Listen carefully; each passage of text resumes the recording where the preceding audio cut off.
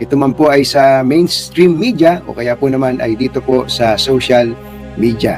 Klaruhin ko lang po, ito pong inyong katunying ay hindi po sugo ni Sara Duterte, hindi po ako sugo ni Rodrigo Duterte, hindi po ako DDS, hindi rin po ako sugo ni BBM, hindi rin po ako sugo ng kung sino-sino. Basta tayo po, maaaring kakampi mo ako ngayon, maaaring kapareho mo ako ng opinion ngayon, bukas ay hindi rin naman tayo magkapareho ng opinion, and that is my life. I have been in the industry, meaning sa media industry for the past 32 years. Talagang abisado na po natin yan. Okay lang yon, no problem. Basta no hitting below the belt. Okay? Anyway, ang ating pong title ngayon pong araw na to, sabi po natin, Impeachment versus VP Sara, malabo pa sa sabaw ng pusit. Well, may nagsabi kasi si VP Sara para daw pusit. Pero ito, malabo pa sa sabaw ng pusit. Tanong nyo, bakit? Well, siguro, uno muna, sabihin muna natin na ang inihain pong impeachment ng mga pribadong mamamayan, ang tawag po nila dyan civil society groups, mga nabuhay pong civil society groups, mga kababayan, ay kampuyan hindi po unexpected. In other words, inaasahan po natin dahil gigil na gigil po sila kay VP Sara Duterte. Sino pa po ang gigil na gigil kay VP Sara Duterte? Siyempre, yung pong mga left-leaning groups, busit na busit kay VP Sara. Bakit po? In fairness kay VP Sara, she has been very consistent sa kanya pong kampanya laban po sa mga makakaliwang grupo.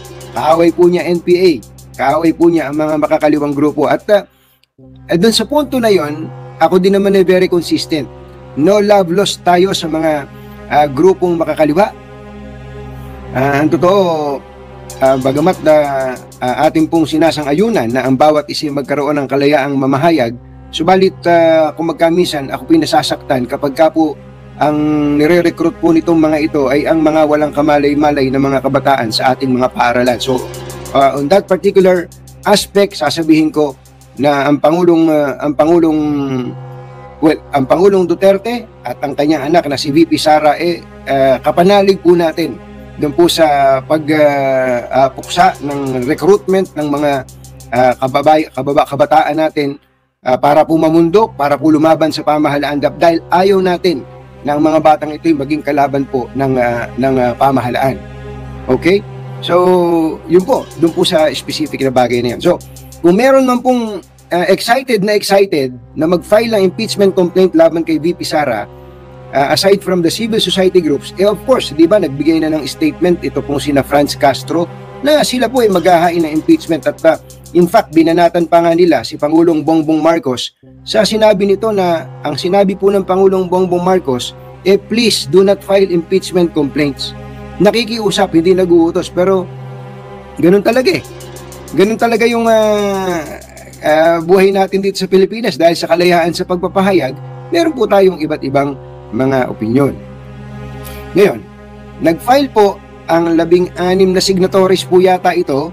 Tapos ang kinuha nilang spokesperson, si dating Justice Secretary, dating Senator Laila De Lima, at ang nag-endorso po ng impeachment complaint na ito ay walang dilit iba kundi si Akbayan Party List Representative Perry Sendanya. So, grupo po ni Risa Ontiveros to. So, alam nyo na.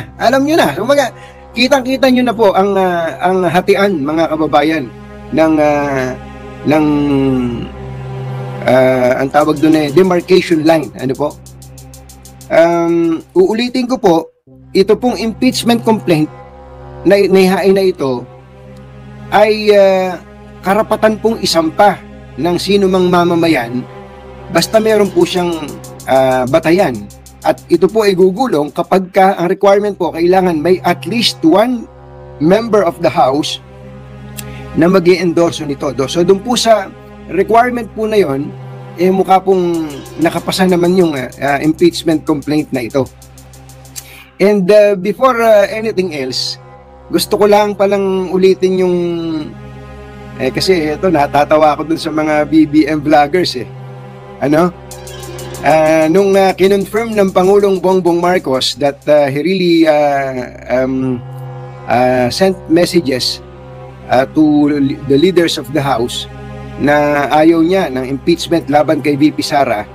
Di ba tinawag nila akong yung mga BBM, pro-BBM vloggers na ako daw ay fake news peddler, fake news king, etc. etc. Nung kinumpirma ni Pangulong Bongbong Marcos na totoo ang ating pong impormasyong nakuha, na totoo na siya ay tutol sa impeachment, o nagsorry man lang ba tong mga pro-BBM vloggers sa atin? May nagsorry ba sa atin dyan? Hindi ba nila sinabing, naku, tama pala si Kato Nying, vindicated si Kato Nying? Walang nagsorry sa inyo. Bakit? Nahihiya kayong magsorry sapagkat totoo yung ating sinabi. Saan kayo nagsuot? Saan kayo nagsuot, mga vloggers? Saan kayo nagsuot? Ang ginawa ninyo dahil sa hiyang-hiya kayo na kung ano-ano sinabi nyo laban sa akin, ang ginawa ninyo, sinasabi nyo ngayon ay, bakit mo inilabas yung private communication? Bakit mo isinapubliko ang private communication? Yun na ang pinasinutan nyo. Hindi nyo ba lang sinabing, uy, tama pala si Kato Nying. Sorry Kato Nying, kung ano-ano sinabi namin sa iyo. Sorry tama ka pala, kami pala ang mali. Hindi nyo masabi yun. Bakit? Hindi nyo masabi yun. Bakit? Sapagkat ang gusto nyo, lagi kayong tama. Kahit mali na kayo, tama pa rin kayo. Hindi po ganun si Kato Nying. Maaaring minsan magkakalinya po tayo ng opinion, magkapareho tayo, pero hindi tayo magkakampi. Sapagkat ang aking paninindigan, doon tayo sa tama. Saan kayo nagsusuot ngayon? Saan kayo nagsusuot? Kato Nying, bakit mo inilabas yung private communication? Alam nyo ba kung bakit ko nakuha yon? At alam nyo ba kung bakit inilabas ko yon? At alam nyo ba kung kanino galing yon? Huwag kayong huwag kayong po mga kababayan. Yun yung sinasabi natin sa ibang BBM vloggers. Pagka mali kayo, sabihin nyo mali kayo. Hindi lang sa BBM vloggers, pati sa mga DDS. Pagka mali kayo, mali. Diba? Pag mali.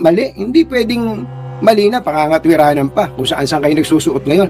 Kato Nying, mali yung ginawa mo, bakit mo nilabas yung private communication? Baka magulat kayo pagka lalaman nyo kung paano nakarating sa akin yun at kung bakit nailabas ko yun. Di ba? Hindi ko na obligasyon sabihin sa inyo yun, pero gusto ko lang sabihin sa inyo na hindi lalabas yun kung hindi ako humingi ng permiso para ilabas yun. Ganun na lang kasimple. Hindi po ba mga kababayan? Kayo kayo ganyan, ang buhay talaga natin ganun. Maaaring pagka magkalinya tayo, feeling nyo, magkakampi tayo. Pagka nagkahiwalay na tayo, tingin nyo sa akin, kaaway na. Hindi. Sabagay, paano ko naman kayo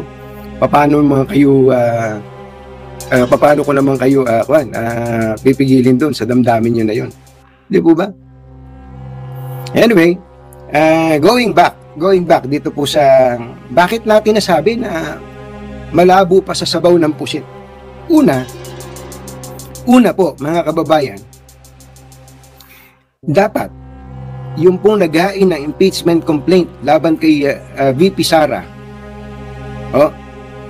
yung naghain ng impeachment complaint laban kay Vice President Sara Duterte, dapat naman tumitingin sila sa calendar of Congress, di ba? Basic naman siguro yun, ano ba ngayon? Anong petsa na ba ngayon? December 3. Anong araw ngayon? Martes. So may session ngayon, may session bukas. Okay? So next week, may session ng Lunes, Martes, Miyerkules. So kung na po yun, Miyerkules. Tapos, isa pa uling session. 1, 2, 3. 8 araw na lang. 8 session days na lang po, mga kababayan. Break na ng Kongreso. Break na po ng Kongreso, mga kababayan. So, doon pa lang sa bakit ko binabanggit yung break ang Kongreso. Sige, tingnan nga natin yung kalendaryo. let's look at the calendar. Ayan, puntahan po natin ang calendar ng Congress. Ito po ay doon tayo sa facts, mga kababayan. Calendar. Ayan, calendar. Kalendaryo. Ayan, nakita niyo po ba yung kalendaryo, mga kababayan? Hanggang December 20 po ang sesyon ng dalawang kapulungan ng Kongreso sa third regular session. December, bakasyon po sila. Kailan po bakasyon nila? Ito makikita nyo po. Ito makikita nyo po yung lakihan nga natin ng konti. Yan, lalakihan ko lang po ng konti. Ay, masyado yata lumaki. Yun. So nakita nyo po, sa number 10, may adjournment po. Adjournment December 21 hanggang January 12. So in other words, mula po ngayong nag-uusap tayo ngayon hanggang December 20, and dito po, practically 8 session days na lang po ang natitira. At alam po nyo, ang pinaka-importanting piece of legislation at this time of the year para po sa both houses of Congress ay yung pong tinatawag na GAB. Ito po yung General Appropriations Bill. Ito po yung budget para sa susunod na taon. Ito po ang pinaka-importanting piece of legislation na kailangang atupagin po ng ating mga mambabatas. So, nasa BICAM po ngayon yan, maaari pong bumalik na sa floor, Senate and House floor yan, pag natapos na po yung BICAM. Ito pong natitirang 8 session days sa taon na to, practically, maliban na lang kung sasagasaan na nila Speaker Romualdez yan, pero kagaya nga po nung binanggit ng Pangulo, please do not file impeachment complaint. That is the President effectively appealing to the House na wag ito unahin nyo, matatali kayo dito sa impeachment. Ngayon, sasabihin nyo, babalik naman yung sesyon .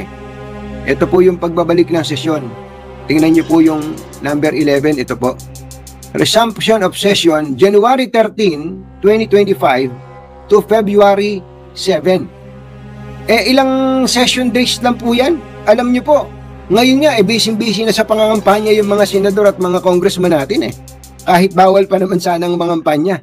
Pero yan po, umpisa po sa resumption of session na yan, magkuka na rin sila. Mag-uumpisa na rin po yung tinatawag na election period. Magkakampanya na po yung mga yan. Pareho po yan ang House at Senate. Doon pa lang, sasabihin na namin sa inyo na Boma Labs talaga yan.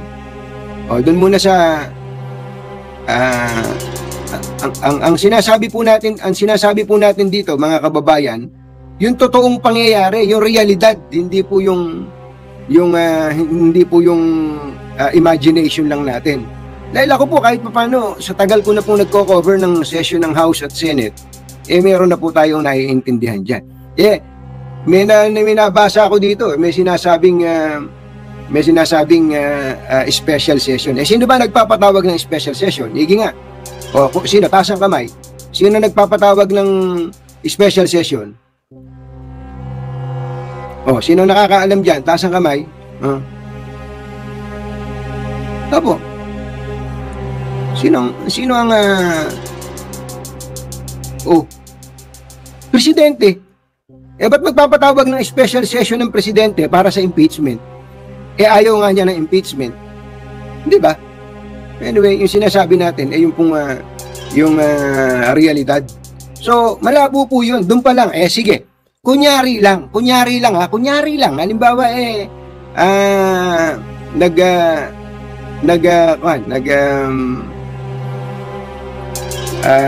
karoon ng himala na nag-hearing ng House sa plenary, ni-refer sa Committee on Justice. Ang Committee on Justice nag-conduct ng hearing para po ma-determine, ito po para lang po ma-educate tayo, meron pong tinatawag na determination ng form and substance ng complaint. So sa House Committee on Justice level po yan, mga kababayan, and after which, kung magkakaroon, kung papasa po sa committee level yan, dadalhin po sa plenary. At sa plenary po, ihimayin po yan. Anak ko, alam nyo naman ang himayan dyan.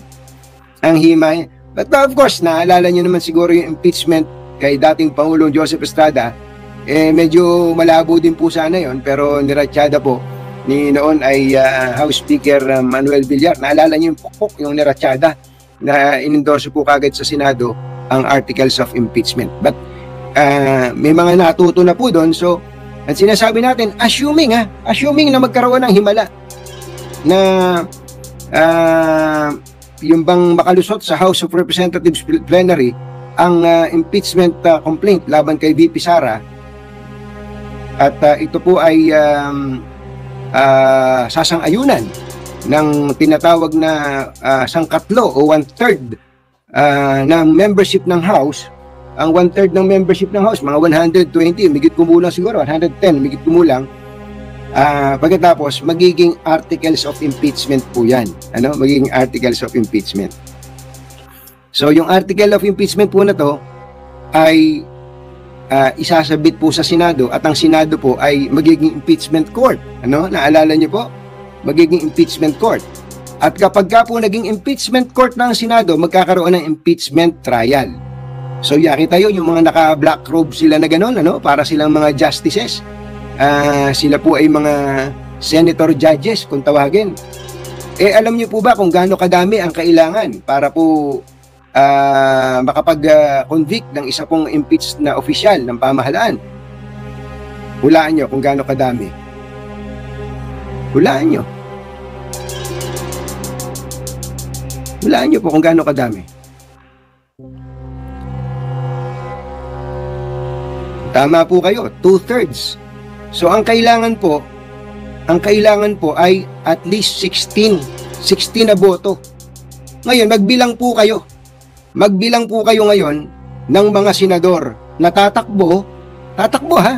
Ang pinag-uusapan natin dito bago mag-eleksyon, na tatakbo, at mga senador na maka Duterte. Tandaan po ninyo, ang impeachment proceedings is not a judicial proceeding, it is a political process. Political process po, mga kababayan. So, in other words, nakita nyo po ba, mga kababayan? Kaya ako naiintindihan ko si Pangulong Bongbong Marcos kung bakit sinabi niya na matatali lang nito ang House of Representatives, matatali lang na impeachment ang Senate of the Philippines kapag ka po pinagtuunan natin ng pansin ang tanong, bagamat may mga matutuwa din siguro pagka na-impeach at na-convict si VP Sara ng impeachment court kung sakaling aabot doon, pero maganda yung sinabi ng Pangulo Ito ba pakikinabangan ng ating mga kababayan, ng mga mamamayan? Hindi po ba? Yun po yung dinidiscuss natin ngayon. Ang tawag po dito yung realidad ng politika. Final pa rin nila. Sasabihin, karapatan naming mag-file. Oo nga. Alam niyo po ba ang isang problema pa, mga kababayan? Siguro, mabuti po atin na ring pag-usapan. Ito pong babasahin po natin ang isa po sa mga nakalagay sa ating konstitusyon. Ang tawag po dito ay Article 11 ng ating pong konstitusyon. Ano po? Panoorin po nyo, mga kababayan, ang Article 11 ng ating konstitusyon. Narito po. Para naman ito po So ito po yung Article 11, may kinalaman po sa accountability of public officers. Tama po yan, meron pong nakalagay po dito, doon po sa mga may konstitusyon naman sa bahay. Basahin po nyo ang section 2, nakalagay po dyan kung sino-sino ang mga impeachable official, kung ano-ano po ang mga batayan para po ang mga impeachable official na ito ay matanggal sa pwesto o ma-impeach. Sa section 3 nakalagay po dyan, section 3 paragraph 1 nakalagay po dyan na ang House of Representatives ang may exclusive power to initiate all cases of impeachment.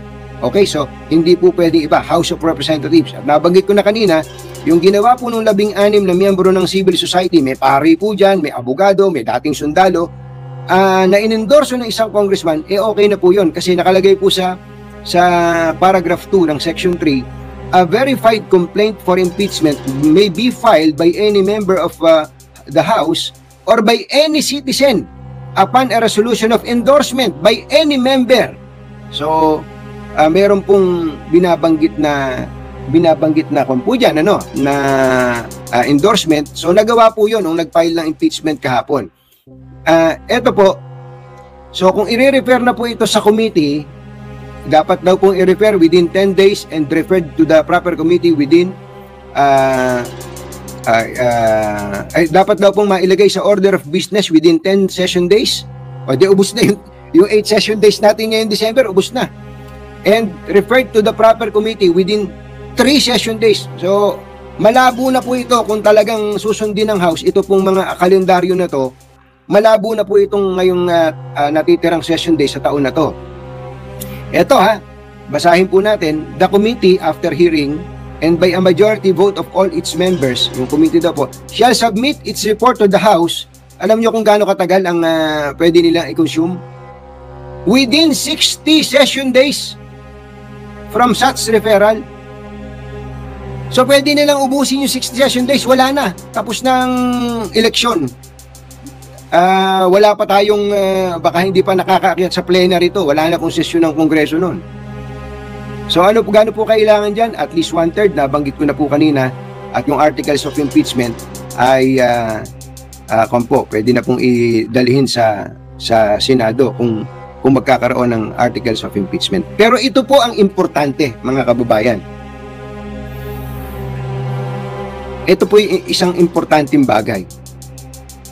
Yung pong impeachment complaint na iniharap laban kay VP Sara, nabanggit naman po siguro yung napanood nyo na may mga balita, may mga binabanggit na yung tungkol sa DepEd, sa OVP, yung confidential fund, may binanggit yata dyan yung pagmumura, pagbabanta, napatayin ng Pangulo. Kaya lang, may mga nababanggit pa nung siya hindi pa Vice President. So, baka magka-problema pa nga ito sa sa tinatawag na determination of form at saka substance. Ang problemang malaki ito, mga kababayan. Ito baka hindi na-realize ng yung mga ihing-ihi laban kay VP Sara. Baka hindi nyo po na-realize ito. Ito pong number 5. Ito pong number 5. Babasahin ko po yung number 5. No impeachment proceedings shall be initiated against the same official more than once within a period of 1 year. Nakita niyo po ba yun, mga kababayan? Nakita niyo po yung number 5? No impeachment proceedings shall be initiated against the same official more than once within a period of 1 year. So kapag po walang nangyari dito sa impeachment na to na nagkaroon po ng jurisdiction ng House dito kapag po ni-refer na po sa committee yan, Committee on Justice, nabasa na ilagay sa order of business na i-refer po sa plenary po sa Committee on Justice. Ibig sabihin po nun, magiging immune. Hindi na pwedeng sampahan ng impeachment complaint si VP Sara sa loob ng 1 taon. Nagets po ba ninyo yan? So para mong binigyan ng immunity si VP Sara ng 1 year dahil dito sa final na impeachment na ito, kung hindi po ito magpa-prosper. Because, number 5, ulitin natin, no impeachment proceedings shall be initiated against the same official more than once within a period of 1 year. Yun po. Ito po yung sinasabi po natin dito, mga kababayan. Antindi, no? Antindi po. So, ngayon, nakikita nyo na po ba kung ano yung wisdom? Yung wisdom ng statement ni Pangulong Bongbong Marcos na huwag ito. Bakit huwag ito? Bakit huwag ito? Kasi masasayang yung oras nila dito eh. Samantalang si VP Sara nagse-self-destruct na. You don't need to file an impeachment against VP Sara para po masira siya because she is doing it to herself already. Opo. Nagse-self-destruct yung mga pinagagagawa niya na lahat na lang pinatulan, lahat na lang sinagot. Yun po ang katunayan, mga kababayan, na hindi naiintindihan siguro ng iba. Ang gusto nila tanggalin sa pwesto si VP Sara. Nalilimutan ba nila na si VP Sara mismo ang gumagawa ng paraan para kabuisitan siya ng ibang mga tao? Baka ngayong iba, dati love siya, ngayon ay natatauhan na sa kanya. Hindi po ba, mga kababayan?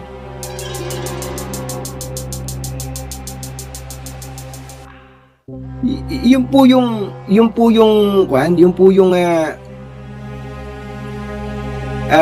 hindi siguro nare-realize nung nag-file ng kaso ng impeachment complaint, mga kababayan. Ngayon, pwede bang kasuhan si VP Sara? Pwede bang kasuhan si VP Sara outside of the impeachment? Pero bago po yan, ay atin munang basahin ang isa pong mensahe mula kay Congressman Paulo Duterte. Matatawa ka din naman dito kay Congressman Paulo Duterte. Ito kinuha ko lang sa Facebook page ng PDP Laban. Ito po yung statement ni Congressman Pulong Duterte. Sabi ni De Lima, panahon na para ma-impeach si Inday. At sino ang gusto mong mamuno? Ikaw at ang mga tropa mong corrupt, adik at terorista? God save the Philippines from them. Yan tayo Baka katuturo mo, Pulong, ng kurap-kurap ha. Baka katuturo mo, Congressman Pulong Duterte, ng kurap-kurap ha. Baka kung ano maituro, baka sino maituro mo. Tanda mo, pag nagturo ka ng isa daw, nagturo ka sa kapwa mo, ilang daliri ang nakaturo sa'yo. Pero naalala ko, nakita ko lang yung statement ni Congressman Pulong Duterte. Ako, hindi ko naman siya sinasang-ayun, hindi ko naman siya tinututulang kung ayaw niya yung impeachment kay VP Sara. Bahala na. Ba't ba hahanapin natin yung sarili natin sa ibang tao? Hindi po ba, mga kababayan?